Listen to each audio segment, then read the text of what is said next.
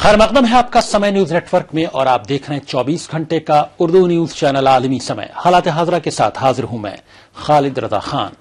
दिल्ली में हुकूमत बनाने को लेकर सियासत एक बार फिर तेज हो गई है। बीजेपी सरकार बनाने के लिए उतावली दिख रही है, लेकिन इसी बीच आम आदमी पार्टी ने स्टिंग ऑपरेशन का बम फोड़ दिया है। अरविंद केजरीवाल ने एक स्टिंग पेश किया जिसमें बीजेपी के लीडर शेर सिंह डागर आम आदमी पार्टी के एमएलए दिनेश मोहनिया को बीजेपी की हिमायत के लिए लालच देते नजर आ रहे हैं। सवाल यह है अब क्या होगा? क्या इस स्टिंग के बाद भी बीजेपी हुकूमत बनाएगी?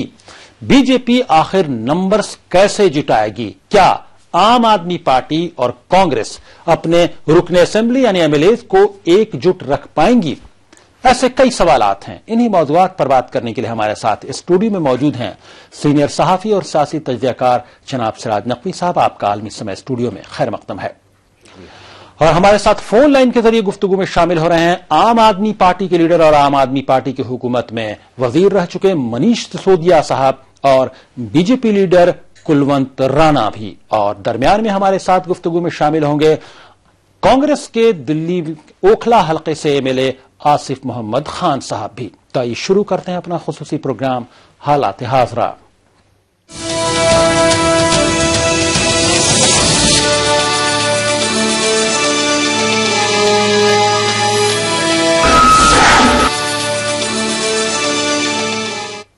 आम आदमी पार्टी के कन्वीनर अरविंद केजरीवाल ने बीजेपी पर संगीन इल्जाम आयद किया है। उनका कहना है कि बीजेपी उनकी पार्टी के अरकान असेंबली यानी एमएलएज को तोड़ने की कोशिश कर रही है। सबूत के तौर पर अरविंद केजरीवाल ने एक स्टिंग ऑपरेशन भी पेश किया जिसमें बीजेपी के दिल्ली के नायब सदर शेर सिंह डागर आम आदमी पार्टी के एमएलए दिनेश मोहनिया को बीजेपी की हिमायत के लिए लालच देते नजर आ रहे हैं। आम आदमी पार्टी के मुताबिक मोहनिया को 4 करोड़ रुपए की पेशकश की गई थी। आम आदमी पार्टी के मुताबिक बीजेपी ने उनके कई एमएलएज को खरीदने की कोशिश की है। जब से लोकसभा चुनाव पूरे हुए हैं तब से भारतीय जनता पार्टी जोड़ तोड़ बेईमानी से विधायकों को खरीद के सरकार बनाने की कोशिश कर रही है। कई बार ये बात उठी थी, इन्होंने कांग्रेस वालों को तोड़ने की कोशिश की, आम आदमी पार्टी वालों को तोड़ने की कोशिश कर रहे हैं।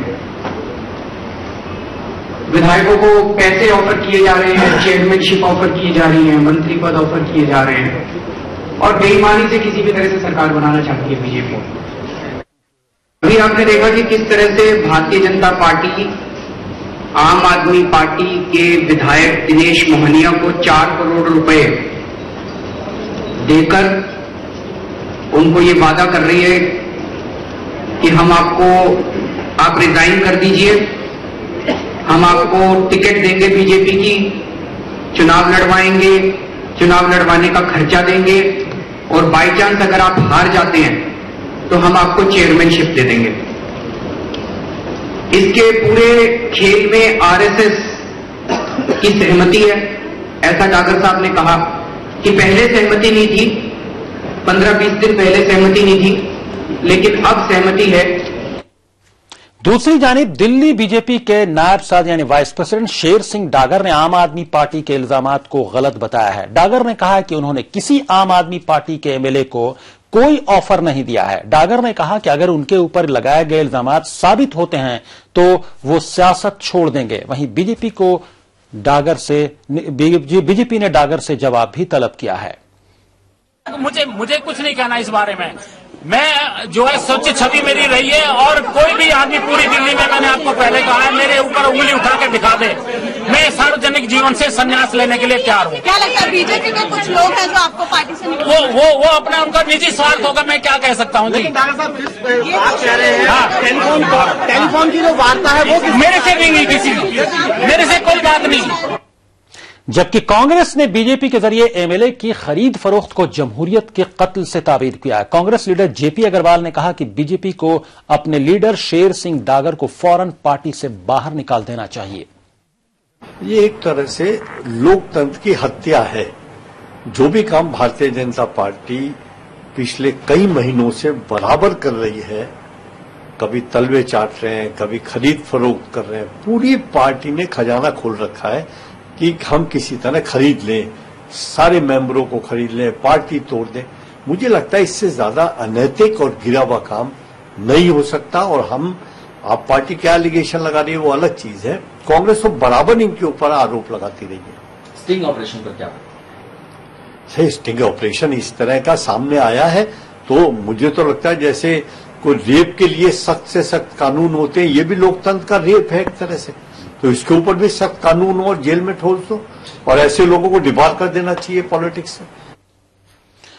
हमारे साथ कुलदीप राणा साहब भी हमारे साथ, कुलवंत राणा साहब शामिल हैं, हम बीजेपी एमएलए।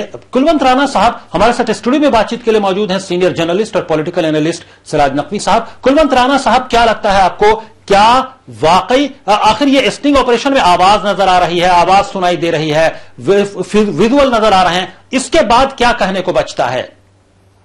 चलिए मैं आपको बता रहा हूं, शेर सिंह जी को पार्टी ने अधिकृत नहीं किया खरीद फरोख्त के लिए जी, और शेर सिंह जी के घर पे कोई एमएलए आए और अपनी बातों में उसको लुभा ले और इस प्रकार की बातें करके जान पूछ करके जबरदस्ती प्रूफ बनाने के चक्कर में, पार्टी को डॉग में आने के चक्कर में और इस प्रकार का षड्यंत्र केजरीवाल की पार्टी कर रही है।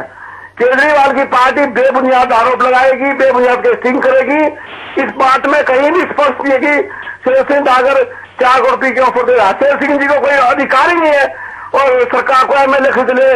वो एमएलए उसे घर पे क्यों गया, किस लिए गया उसके एमएलए घर पे, क्या जरूरत थी उसको? अगर शेर सिंह होता तो शेर सिंह उसे घर पे जाता, वो शेर सिंह के घर पे आया। ये षड्यंत्र काफी दिखाई दे रहा षड्यंत्र है ये। जी जी जी। हाँ। लेकिन अब जो चूंकि आप बात चाहे किसी ने भी शुरू की कौन किसके घर पे गया, अब ये अहम नहीं, अहम यह है कि बातचीत क्या हो रही है। बातचीत में उन्हें पैसे का ऑफर दिया जा रहा है, उन्हें बहुत सारी पोजीशन देने की बात की जा रही है। ये बात तो कम से कम हुई है ना। ये मैं बता रहा हूं, कोई भी ऐसी बात है वो गलत है, उसके अलावा किसी को अधिकार ही नहीं है शेर सिंह जी को कि बात करो आप। और वो एमएलए क्यों गया उसके घर पे? अगर पार्टी की जरूरत होती, पार्टी उसके घर पे जाती। हम किसी को अधिकृत करते और हम गलत काम करते तो उसके घर पे जाते। वो खुद ही कह रहा है मेरे को खरीद लो, वो उसके घर पे आया, इसे भी वो साजिश के तहत आया और उसको वो सीधा साधा आदमी है शेर सिंह, सीधा साधा आदमी है, उससे बातचीत इस प्रकार की करके उससे ऐसी बातें करनी उसके साथ उसमें। पार्टी ने कोई अधिकृत नहीं किया, पार्टी का कोई ये जो है कोई भी अधिकृत व्यक्ति नहीं है और पार्टी हमारी इस प्रकार के कर्तव्यों में विश्वास नहीं रखती। अगर हम सरकार बनाएंगे तो जो कोई आत्मीयता से आए सरकार बनाएंगे, हमारे लिए सरकार बनाने के लिए हम चुनाव में जाने के तैयार हैं जी। लेकिन हमारी पार्टी कोई गलत किसी भी गैर संवैधानिक कार्य कोई नहीं करेगी पार्टी जी। कुलवंत राणा साहब, क्या अब ये जो इल्जामात लगे हैं, इन इल्जाम के लगने के बाद, इस स्टिंग ऑपरेशन के सामने आने के बाद भी बीजेपी गवर्नमेंट बनाने के लिए आगे बढ़ेगी, कदम बढ़ाएगी? इसके बारे में मैं अधिकृत बयान देने के लिए नहीं हूं। ये मेरी पार्टी का उच्च नेतृत्व बयान देगा, वो तय करेगा बढ़ाएंगे नहीं बढ़ाएंगे। लेकिन मैं इतना बता दूं, ये केजरीवाल के लोग टक्कर मार रहे हैं लोगों को, ये जानबूझ करके इस प्रकार की साजिशें कर रहे हैं। ये आदमी फेलियर है, इसका काम इल्जाम लगाने का है, अराजकता फैलाने का है। इस आदमी के पास पॉलिटिकल अनुभव है नहीं, पॉलिटिकल सोच नहीं है, राष्ट्रीय भक्ति इसके अंदर है नहीं। ये आदमी स्वार्थ के लिए कुछ भी कर सकता है। जी जी जी। कुलवंत राणा साहब, आप फोन लाइन पर बने रहे, स्टूडियो में मौजूद हैं सिराज नकवी साहब। आप क्या कहेंगे सिराज नकवी साहब, इस स्टिंग ऑपरेशन के आने के बाद कुलवंत राणा साहब का कहना है कि ये तमाम इल्जामात बेबुनियाद हैं, उन्हें फंसाने की कोशिश की गई है डागर साहब को। क्या आपको लगता है, क्या अब आप कैसे देखते हैं एक जर्नलिस्ट के तौर पर? देखिए, एक तो कुलवंत राणा साहब जो कुछ कह रहे हैं उसमें अपने आप में बड़ा कंट्राडिक्शन है।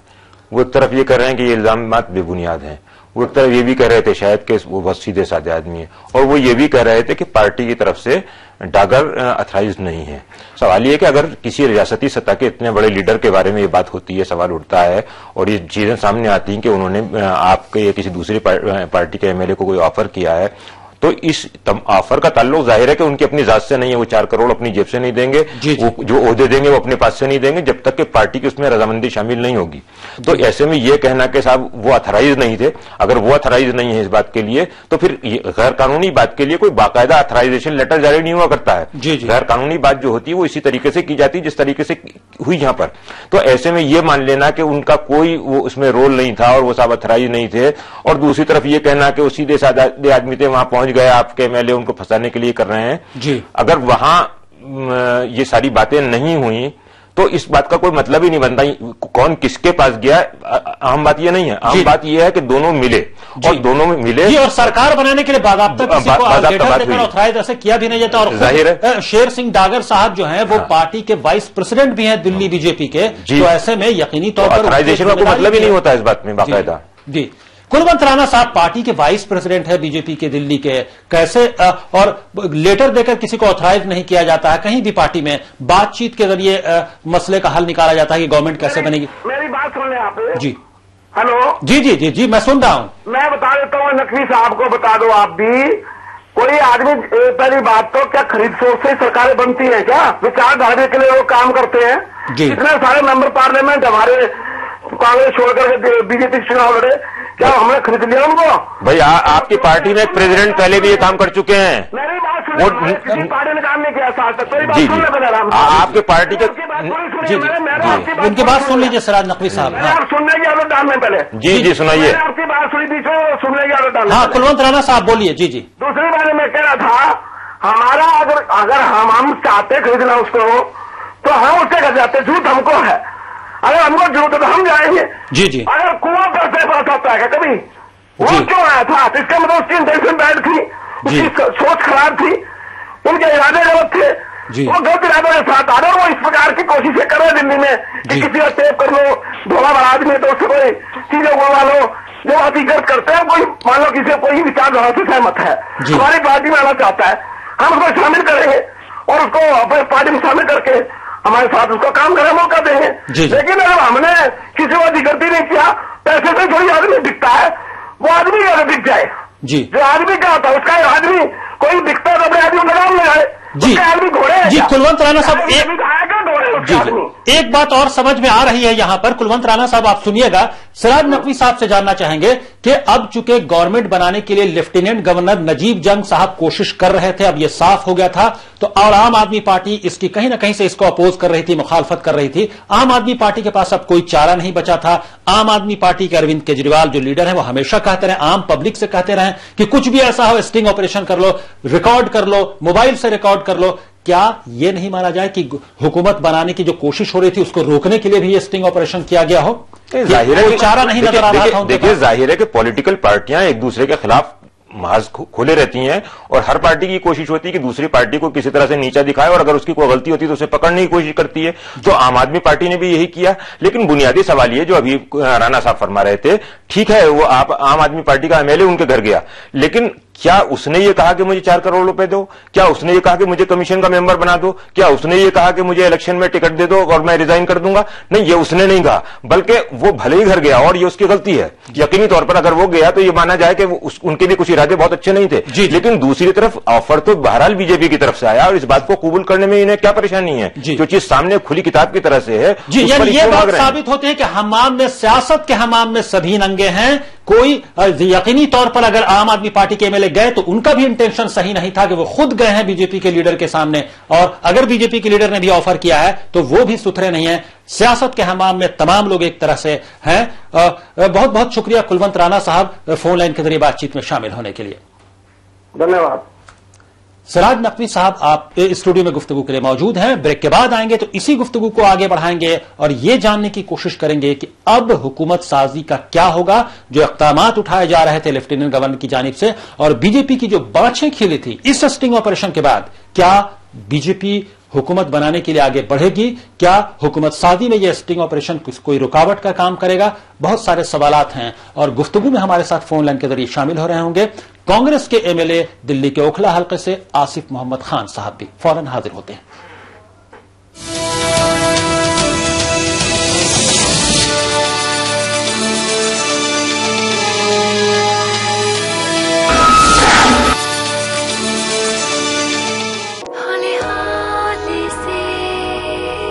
केसर की बारिशें डूब चली रंग में इसके हम डूब चले। विमल में है कश्मीरी केसर जिसके स्वाद में डूब रहे हैं सब। विमल पान मसाला, दाने दाने में केसर का दम। This is everything that I have in this world. अगर ये होटल बंद हो गया तो I'm finished. मैंने आपसे पहले भी कहा था, कुछ कर पाना आपके बस में है ही नहीं। Just shut this hotel down. Problem से भागना is not the solution. You have to learn to fight. अब दोनों में से सिर्फ एक बचेगा, तुम या मैं।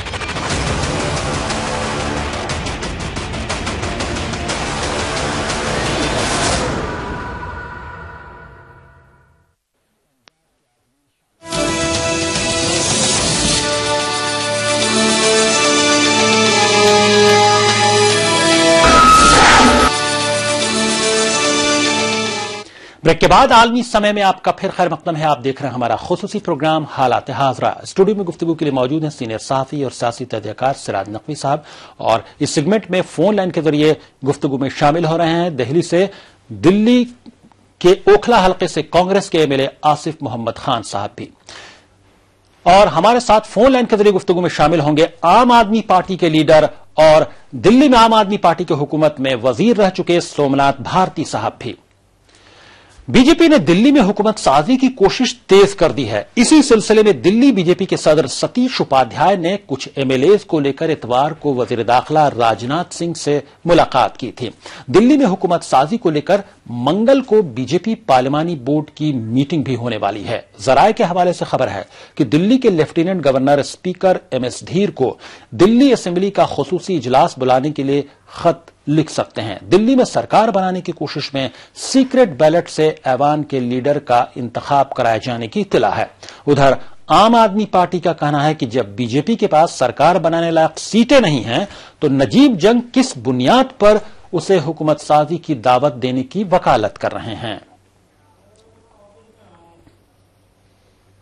वहीं मरकजी वजीर दाखिला राजनाथ सिंह ने कहा है कि दिल्ली में सरकार बनाने या इंतखाबात कराने के मसले पर लेफ्टिनेंट गवर्नर को ही फैसला लेना है। वैसे प्रेसिडेंट ने अभी तक हमारे एडवाइस मांगी नहीं है उन्होंने। सर, जो आप एक पार्टी के वरिष्ठ नेता के तौर पर आपको क्या लगता है कि सरकार जो परिस्थिति है उसमें सरकार बनाने की कोशिश की जा सकती है? इसमें लेफ्टिनेंट गवर्नर से बात करिए, वही जानकारी दे सरकार। हमारे साथ गुफ्तगू में शामिल है, स्टूडियो में मौजूद है सिराज नकवी साहब, और फोन लाइन के जरिए बातचीत में शामिल हो गए हैं गुफ्तगू में हालात हाजरा में कांग्रेस के एमएलए ओखला हल्के से आसिफ मोहम्मद खान साहब। आपका खैर मकदम है। आसिफ मोहम्मद खान साहब, जो कोशिशें हो रही थी लेफ्टिनेंट गवर्नर नजीब जंग साहब की जानिब से बीजेपी को दावत देने की बात हो रही थी हुकूमत साजी की, इस बीच जो स्टिंग ऑपरेशन सामने आया है आम आदमी पार्टी का, उसको लेकर क्या कहेंगे? क्या अब भी ये कोशिश जारी रहेगी? क्या बीजेपी की बातें अब भी खिली रहेंगी कि हुकूमत साजी हो? चाहता, क्योंकि आम आदमी की फितरत में शामिल हो गया है।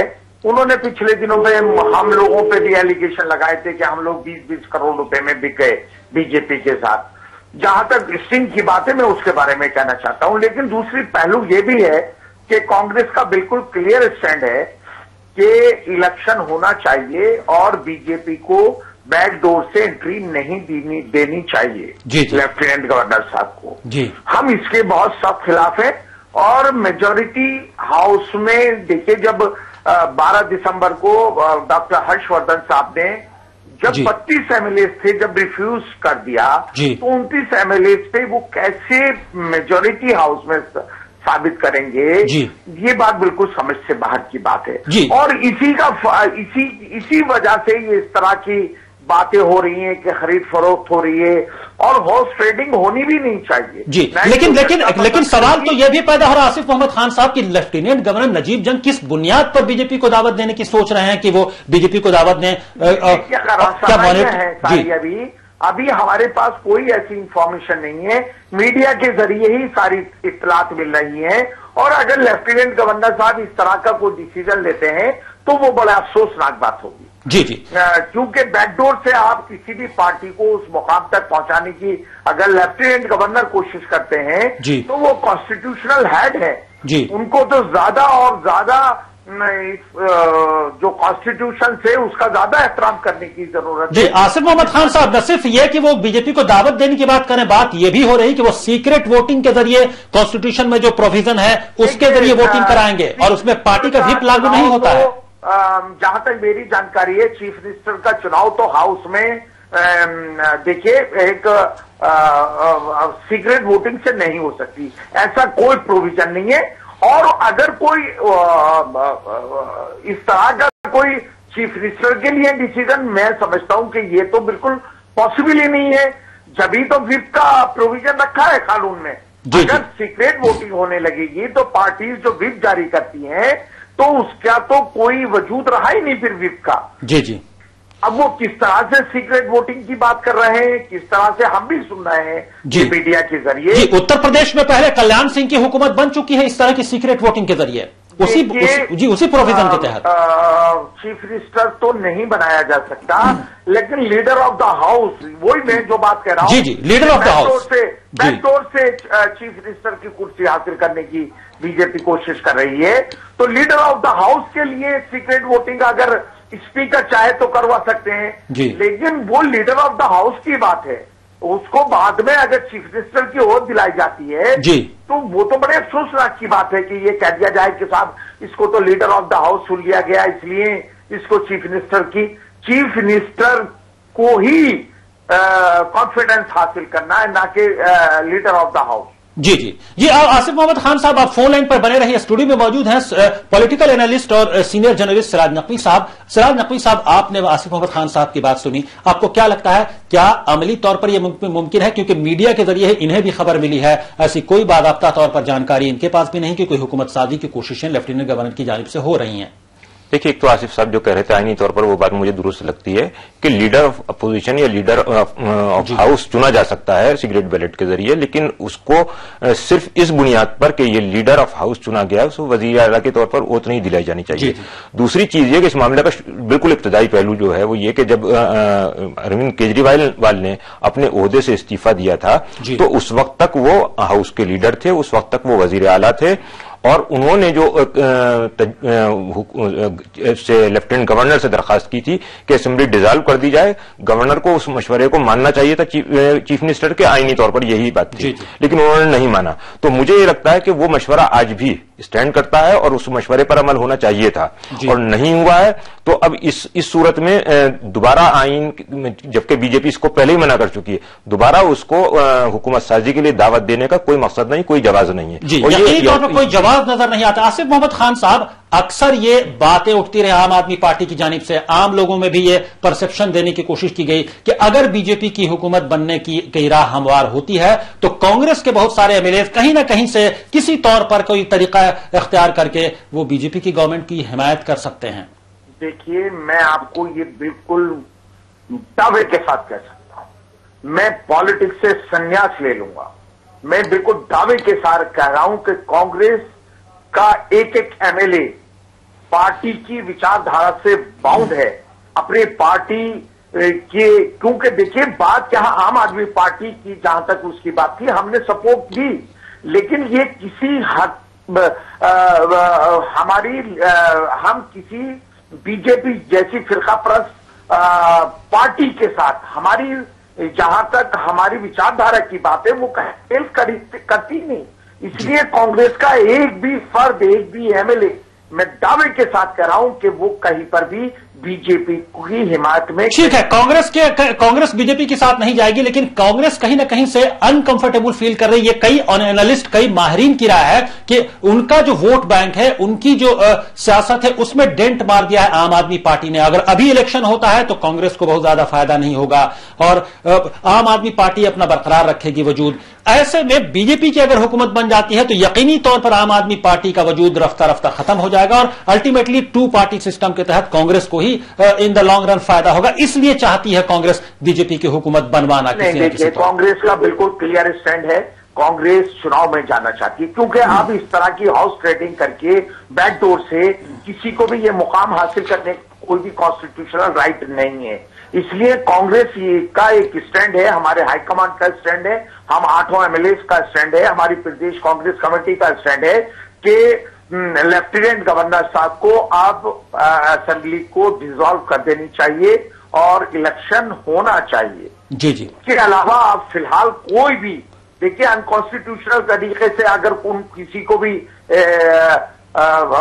ओथ दिलाई जाएगी या लीडर ऑफ द हाउस चुनाया जाएगा तो वो कांग्रेस किसी कीमत पर भी इसको बर्दाश्त नहीं करेगी और चाहे कांग्रेस को उसके खिलाफ सड़कों पर भी उतरना पड़ेगा, उतरेंगे। मैं एक बात नकवी साहब से कह रहा हूं, अभी मैंने एक बात सुनी कि साहब अगर अरविंद केजरीवाल जी ने जो हाउस असेंबली को डिसॉल्व करने के लिए जो रिकमेंड की थी उसको लेफ्टिनेंट गवर्नर साहब को मान लेना चाहिए था। इस काम के लिए अरविंद केजरीवाल जी को, क्योंकि वो माइनॉरिटी में थे, मेजोरिटी में नहीं थे, जी उसमें हम लोगों की सपोर्ट से वो हाउस में उन्होंने कॉन्फिडेंस जीता था। जी इसलिए अगर वो कांग्रेस के एमएलएस को भी साथ लेकर और मेजोरिटी ऑफ द हाउस इस बात को लेफ्टिनेंट गवर्नर से रिकमेंडेशन भेजती कि हाउस को डिसॉल्व कर दिया जाए तो लेफ्टिनेंट गवर्नर बाउंड हो जाते। लेकिन वो 28 एमएलए की रिकमेंडेशन लेकर लेफ्टिनेंट गवर्नर के पास गए थे। मिनिमम 35 से 36 एमएलए की रिकमेंडेशन जरूरी थी। तो उनको इन हालात में कांग्रेस के एमएलए को भी, कांग्रेस पार्टी को भी कॉन्फिडेंस में लेना चाहिए था लेफ्टिनेंट गवर्नर से। जी आपने बड़ा दुरुस्त बात कही कि ये टेक्निकल मामला फंस गया, जिस वजह से लेफ्टिनेंट गवर्नर बाउंड नहीं हुए कि वो असेंबली को डिसॉल्व करते। इस वजह से असेंबली अभी तक सही हंग पड़ी हुई है। आप फोन लाइन पर बने रहे। सिराज नकवी साहब, अब क्या सूरत नजर आती है? क्या लगता है आपको? क्या हुकूमत साजी होनी चाहिए? क्या असेंबली को वाकई अब जो हालात बन गए हैं, अब जितने लोग उग गए हैं, चूंकि कांग्रेस भी तैयार है कि फ्रेश इलेक्शन में जा सकते हैं, जाने के लिए तैयार हैं, क्या अब लेफ्टिनेंट गवर्नर को कोई इकदाम करना चाहिए कि असेंबली को डिसॉल्व कर दें? मुझे ये लगता है इसके अलावा कोई दूसरा रास्ता नहीं और एलजी को यही करना चाहिए।